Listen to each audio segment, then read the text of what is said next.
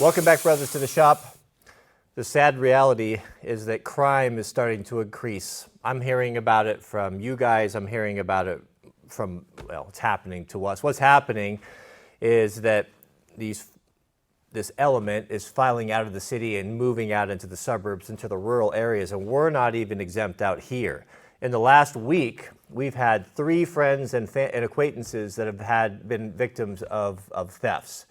My neighbor down the road had his shop broken into and his power saw stolen and some other tools. Just down the road, we've had a couple that someone came in and hooked up to their travel trailer and stole it and drove off. And some of our closest friends just had their truck stolen and they caught the perp.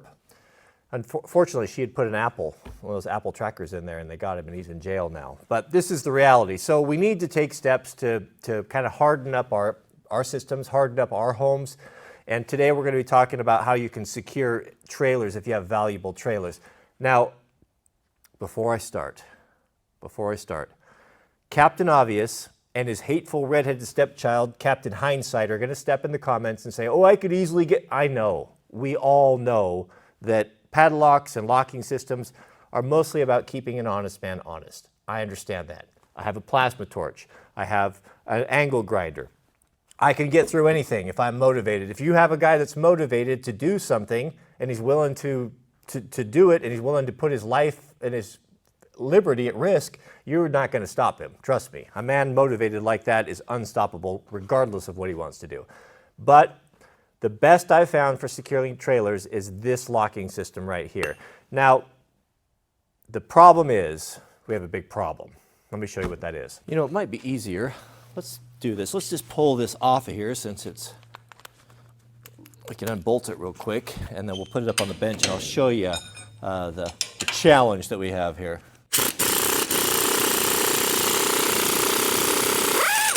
Yeah, I know I'm using chrome on an impact wrench. Just deal with it. Let me show you how this locking system works before we get to the problem. Now this, if you're curious, how a trailer ball hooks up. For our East Coast friends, if you don't know what a trailer ball is, you can go to the library and use the internet, search trailer ball, and you'll see it there, and this will help you. I'm sorry I don't have a visual aid for you today. But your trailer ball goes up inside there, fits in there, and then this little pawl right there is what locks up underneath of it. So just to demonstrate, I know, not everyone is as smart as you guys are. Just like that. So that's the open position, and then when the trailer ball goes inside, which I can demonstrate here with the lock, imagine this is a 2D trailer ball, right? That goes in like that, and then when you lock it over, oh, there we go. That shuts on there. That's how that works.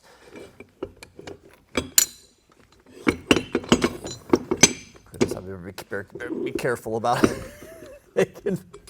Funny East Coast guy here when I can't figure it out myself.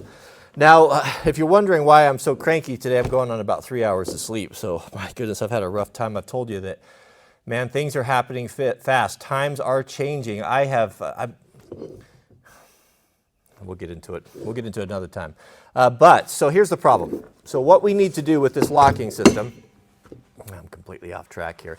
This is basically a big shroud that designed to go over this, and it's pretty difficult to get into. This is real high quality, thick 1/4-inch steel that's secured with one of these puck locks. And you know, once it's all tucked up in there, you can see here it's pretty secure and hard to get to.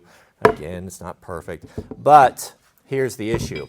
So when I went to put it on today, close, open, put it on like this, latch this guy, right? Now that can't come off, right? That's just like you would be on a trailer. Well, when I went to slide it on, here, this goes in here. Well, there was a conflict.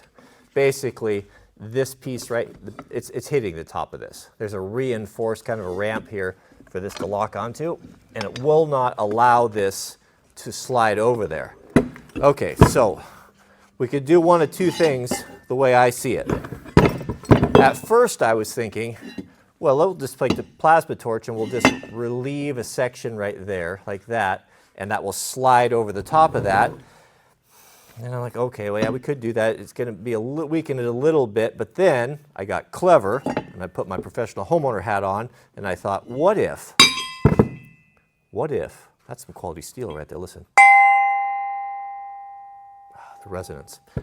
What if we took this and we took a little bit off the top, maybe a 1/4 of an inch. We just went just slice that steel right off there.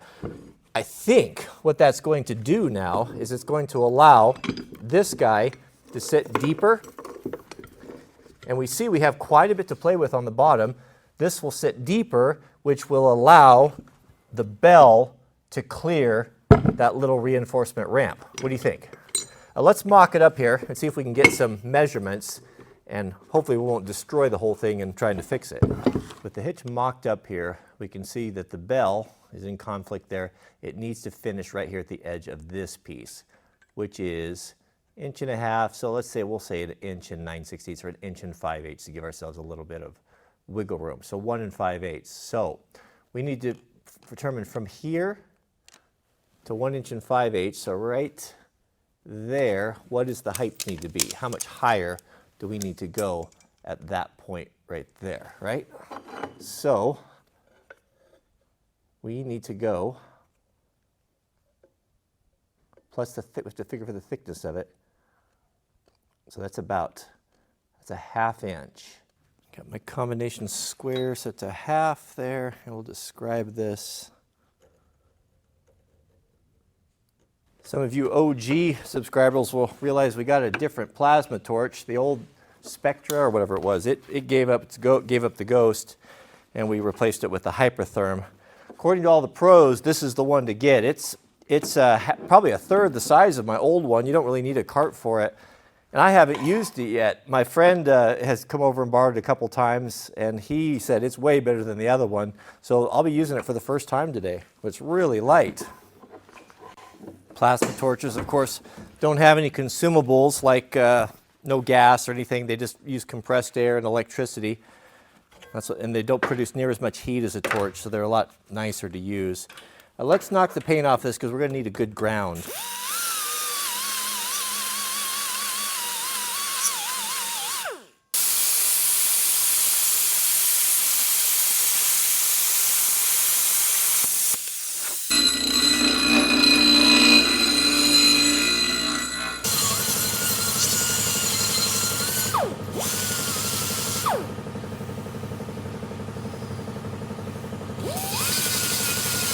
That is not exactly my best work. Yeah, overkill a little bit. But how else am I going to turn a 5-minute job into a 10-minute video? You know, it's all about that.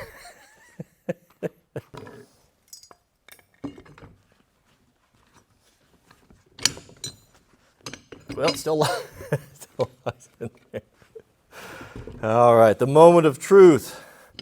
Put your bets down. Did we do it?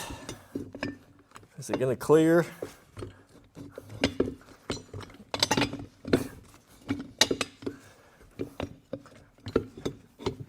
Does that go on the outside? Oh, that goes on the outside. There we go. Oh, I think it will, guys. I think it will. I think it will. Yeah, now we just get that out of our way. Look at that. That's about perfect there, isn't it? Yeah, I just have to lift this thing up and it'll go under there, but that's not a problem. Got plenty of slop. All right, let's see if the puck will go in there. This puck lock right here, this is the proven. I'll put a link to these in my Amazon store and down in the subject heading if you want to order one of these. They're pretty expensive, but not compared to a trailer. And I think I found out about these locks on the, well, it's got a barrel key on it. That's a little different. My other one has a more conventional key. I think I learned about these locks from our friend, the LockPickingLawyer. If you don't know his YouTube channel, it's really good. He runs a great channel, and he tests all sorts of locks. I believe this is where I got it from. But that should go on there like that. Push up in there, and that's it. Yeah, that is it. That's how that works. Now you have a real 1/4 inch steel. Everything's really flush and smooth. It's hard to get a purchase on it, hard to pop anything off.